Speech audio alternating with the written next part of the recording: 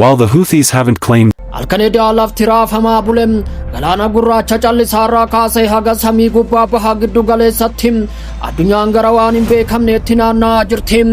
Alkanedaa fiixee lafaa lamarraa obomboleetti lama bubbisaa bulem tokko wallabdee qorraa dhaabbilee gurguddoo niikulara qaban irraa yoo ta'u inni kaan eekkamsaa abiddaa mootota galaana diimarraa dhufe.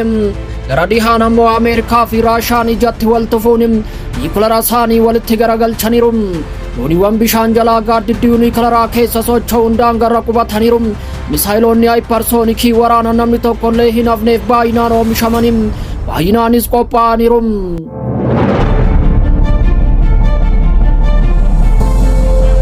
Bahaan ammoo misaayilli galaana diimaa qaxxaamuree iyyem Puutiin kana booda finciltoota qofa osoo hin taane kubbaa abiddaa haayiparsoonikii erguun onnee Israa'el rukutuu itti fufaniiru. Puutiin hagayya tokko halkan buufata xiyyaaraa Beengoriyoon irratti xiyyeeffate samiin Jeruusaalem irra jiru ni raafame. Yeroon isaa hagayya bara 2025 seenaan immoo abiddaan barreeffamaa jira. Waraanni addunyaa kana booda seenaa miti. Jettiiwwan qilleensa keessa sagalee dhageessisu niikularri bishaan jala gaaddidduu mul'isa. Misaayiloonni duumessa gubbaa jiru. Mootonni galaana diimaa ka'aa jiru. Gooftonni niikularaa hidhatan qophaa'aniiru.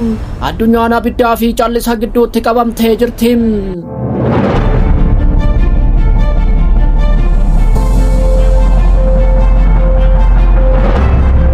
Mootonni galaana diimaa ammas Israa'el aleelaniiru. Misaayilli Huutii haayiparsoonikii onnee Israa'el irratti xiyyeeffate. Hagayya tokko bara 2025 halkan samiin Teel Aviiv iyyaa bule. Jeruusaalem sodaadhaan raafamte. Saayiraniin watwaatee daa'imman gaaddisa argachuuf fiiganii samii dukkanaa keessatti misaayilli galaana diimarraa dhufe buufata xiyyaaraa Beengoriyoon irratti boo'e. Waraanni Israa'el hagayya tokko halkan walakkaa dura misaayila Yaman irraa furguufame to'achuu yoo dubbatu Huutiin immoo ergama isaa galmaan ga'uu ibse. Huutiin misaayila haayiparsoonikii Paalestaayin jedhamu darbate meeshaa waraana haaraa fi balaa guddaa qabudha. Xiyyeeffannaan isaa buufata xiyyaaraa idil addunyaa Israa'el Beengoriyoon isa guddaa fi hojiin itti baay'atu. Raayyaan ittisaa Israa'el ibsa kenneen erga saayiraniin naannolee Israa'el hunda keessatti iyyee booda misaayila Yaman irraa dhukaafame addaan kutuu beeksiseera. Huutiin abidda galaana diimaa irratti argamu ta'eera. Gammoojjii Yaman irraa kaasee haga dalga galaana diimaatti humni hamaan tokko ka'aa jira. Ansarallaa sochii Huutii jechuun of waamu. Iraaniin kan deeggarame garuu ergama mataa isaatiin gubachaa kan jiru Huutiin gara waan namoonni baay'een jedhanitti jijjiiramaniiru. Kunis mootota galaana diimaa jechisiiseera. Kana booda finciltoota qofa miti. Isaan loltoota misaayila baalaastikii diroonii meeshaa farra diroonii fi amma dhukaasa haayiparsoonikii hidhataniiru. Dubbii himaa waraana Huutii Bergaader Yaayyaa Saaree hagayya tokko ibsa kenneen misaayila Paalestiin jedhamu furguuqsinee jirra. Buufata xiyyaaraa Beengoriyoon irratti xiyyeeffachuu ibseera. Huutiin Israa'el irratti xiyyeeffachuun kun isa jalqabaa miti. Erga waraanni Gaazaa onkololeessa bara 2023 jalqabee asin misaayilaa fi diroonii galaana diimaa qaxxaamuranii roobsaa jiru. Haleellaa kanaan gocha diddaa fi obbolummaa uummata Falastiin waliin qaban mirkaneessaniiru. Hagayya tokko Huutiin misaayila haayiparsoonikii kiiloomeetira 1000 lakkaa'amu deemu dhukaase garee Yaman irraa kaasee haga wiirtuu Israa'elitti abidda gulufsiise. Ergaan isaas haga ammaatti qabsaa'aa jirra. Nuti ibiddaatti liqimsuu hin dandeenyedha jechuun Israa'eliif erganiiru. Baha giddu galeessaa keessatti abiddi qabsiifamaa jira. Israa'el Gaazaa keessatti lolti. Iraan michoota ishee hidhachiisaa jirti. Akkasumas Huutii yeroo tokko xiqqaatanii ilaalamanii amma kibbarraa misaayila daangaa cabsee sagalee dhageessisu qabatanii naannicha raasaa jiru.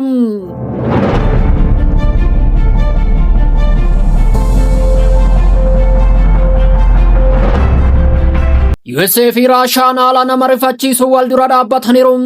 Abiddi niikularaa socho'uun boqonnaadhumaa ta'uu danda'a jedhame. Addunyaa duraanuu waraana sodaa fi nagaa cabee raafamaa jirtu keessatti humnoonni gurguddoon lamaan lafa kanarra jiran Ameerikaa fi Raashaan gaaddidduu waraana dhumaa dhalli namaa arguu danda'u keessa tarkaanfataniiru. Hagayya 2 bara 2025 Tiraamp doonii bishaan jala niikulara baachisuun gara daangaa Raashaatti erguu ifatti beeksise. Hagayya 2 ganamaarraa pireezidaantii USA Donald Trump addunyaa rifachiiseram. Barreeffama waltajjii isaa Truth Social irratti barreessan dooniiwwan bishaan jalaa niikulara lama baachisuun iddoo hin beekamnetti akka bobbaafaman ajajuu isaa ifa godhem. Akkasumas Raashaatti dhiyoo ta'uu isaanii sodaa malee hubachiiseram. Trumpitti dabaluunis jechoonni bu'aa hin yaadamne fiduu danda'u. Yeroon kun yeroo sana keessaa tokko akka hin taane abdiin qaba jechuun sodaachiseram. Kunis guyyoota hedduudhaaf Trump fi qondaala Raashaa Dimitri Medvedev gidduutti barreeffamoota ciccimoon arrabsoo ta'an erga maxxanfamanii booda dhagahame. Wanti toora intarneetii irraa jalqabe amma gara addunyaa dhugaatti ceeram. Addunyaa ibidda niikularaa hidhattetti. Ajaja Trump kanaa sa'aatii muraasa dura hagayya tokko pireezidaantiin Raashaa Vladimir Putin beeksisa mataasaa kan nama sodaachisu baasee ture. Raashaan amma misaayila Oreeshinkii baay'inaan oomishaa jirti. Meeshaan niikularaa dandeettii guddaa qabu. Dhuma waggaa kanaatti gara Beelaarusitti bobbaasuuf karoorfachuus mirkaneessera. Putin pireezidaantii Beelaaruus Aleksaandar Lukaashenkoo cinaa dhaabbachuun akkas jedhe. Iddoo filatameera. Hojiin adeemsifamaa jira. Waggaan osoo hin xumuramin qophaa'aa jechuun ergaa cimaa dabarse. Misaayila sagalee caalaa saffisa qabu. Misaayila akeekkachiisa malee rukutuu danda'u. Yeroo dhiyootti daangaa neetoo qubachiifna jedheera.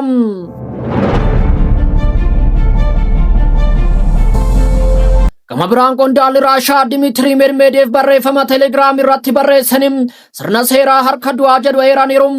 Meeshaa waraanaa ofumaan hojjetu yoo hooggantoonni ajjeefaman illee niikulara Raashaa ofumaan furguugsuu danda'u kaasuun yoo sararri diimaan qaxxaamurame Waashingten rukutuuf dhaadatee ture. Tarkaanfii Raashaa kanaaf Tiraamp deebii cimaa kenne. Hagayya tokko halkan walakkaa Medvedev bilbilaniiru. Pireezidaantii duraanii kufee fi kan naannoo baay'ee balaafamaa seenaa jiru jechuun ibse.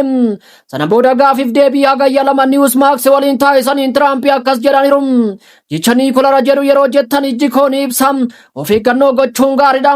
Kuni balaa tasaa isa dhumaa ta'uu danda'a jedhaniiru. Har'a ganama hagayya lamarraa eegalee USA'n doonii bishaan jala niikulara baachisuun daangaa Raashaa iddoon beekamnetti sochoosuu beeksifte. Hooggantoonni addunyaa doorsisa yeroo daldalan namoonni qulqulluun gatii kaffalaa jiru jedhame. Hagayya tokko ganama Raashaan haleellaa guddaa misaayilaa fi dirooniin magaalaa guddoo Yuukireen Kiyev irratti bantee turte. Gamoon mana jireenyaa abbaa darbii 9 ciccirame banamuun daa'imman 5 dabalatee namoonni 31 ajjeefamaniiru. Maatiin caccabaa keessaa ba'u aarri samii guute. Torban muraasa keessatti haleellaa lubbuu namaa galaafate isa guddaa ture. Pireezidaantii Yuukireen Zelenskiin abdii kutannaan akkas jechuun maxxanseera. Waraana kana dhaabuu kan danda'u Puutii qofa. Ameerikaan qophiidha.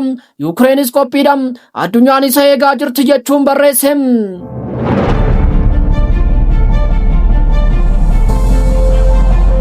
Raashaan misaayila haayiparsoonikii ijaaraa jirti.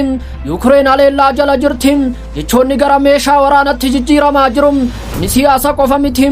Kuni abidda lafa gogaa jalatti gubatudha. Waraanni itti aanu immoo waraana isa dhumaa ta'uu danda'a jedhamee sodaatama.